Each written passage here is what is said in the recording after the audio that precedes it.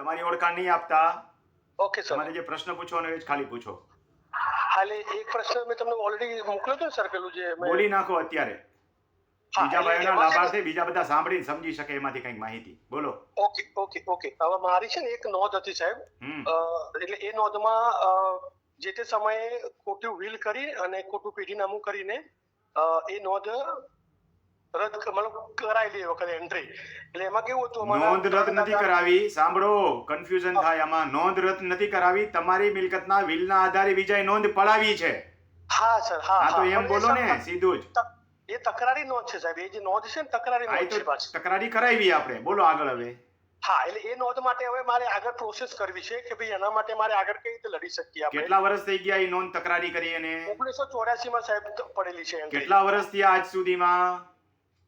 એટલે ઓલમોસ્ટ જુઓ ને સાહેબ 40 વર્ષ જેવું થયું. હવે તકરારી 40 વર્ષ પહેલા કરી હોય ને આજ આપણે જાગીએ તો ન્યાય તો આપણને મળે, હા પણ પ્રમાણિકતાથી ન્યાય મળે ખરો? ના, એ વાત સાચી સાહેબ, પણ આ તો કેવું છે કે કરી શકો. મારા father- સાંભળો મારો જવાબ પહેલા. હા, કરી બોલો, શકો તમે, હા. પણ તમારું સ્ટેન્ડ નબળું પડે. મારો કહેવાનો મતલબ ઈ છે, સામેવાળા વકીલને, એડવોકેટ, સોરી, સામેવાળા જજને પણ શંકા જાય કે તકરારી તે દિવસે કરી હતી, આજે હા. દાવો હવે ચેક લાવો છો. એમ થાય તમે વિલંબ માફીની અરજી કરો. પહેલા હા વિલંબ માફીની અરજી સાથે કેસ મૂકો. વિલંબ માફી તો મંજૂર થશે, કેસમાં હા. શું થશે હું કહી શકું નહીં. હા, ઓકે સાહેબ, કઈ જગ્યાએ સાહેબ મૂકી શકાય? મારે મામલતદારમાં?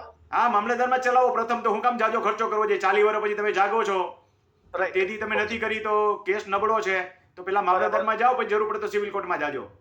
ઓકે ઈમાનદારીથી સાચો છે ને કે 40 વર્ષે જવા વાળો મારા અનુભવ પ્રમાણે તો ખોટો હોય છે. હા, ના, તમારી વાત સાચી સાહેબ, પણ આમાં કેવું, જ્યારે મને ખબર પડી ત્યારે આ તો કેવડી father ઉંમર તો થઈ તમારી? તમારી ઉંમર હા. કેવડી થઈ?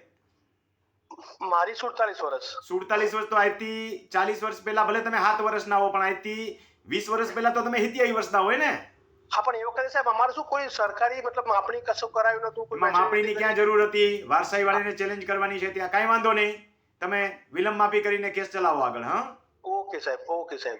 ભલે થેન્ક આવજો યુ ભાઈ. Very much. ખેડૂત મિત્રો, બહુ મોડા કેસ આવે ને એટલે શંકાની નજરે જોવામાં આવે. ભલે કોઈ કેસમાં કોઈ સાચાઈ હોઈ શકે, હું એમ નથી કહેતો બધા ખોટા હોય, પણ ઓલમોસ્ટ મારા અનુભવ પ્રમાણે માણસ ખોટો હોય છે. કોઈમાંય પોતાની ઉંમર મોટી થઈ ગઈ હોય, માની લઈએ કે સગીર હોય અને પુખ્ત થયો હોય ને સમજણો થાય તો વાર લાગે. કાંઈ વાંધો નહીં. કોર્ટ સાચું કોણ ખોટું હોય તો કોર્ટ નક્કી કરે છે. મારું કામ કંઈ ન્યાય આપવાનું નથી, મારું કામ છે સલાહ આપવાનું છે. પણ મને અંતરથી મારો આત્મા જે કહેતો હોય એ હું વ્યક્ત કરી દેતો હોઉં છું. એટલે જે છે એ ઘણી વખત આવું થાય. સમજ્યા?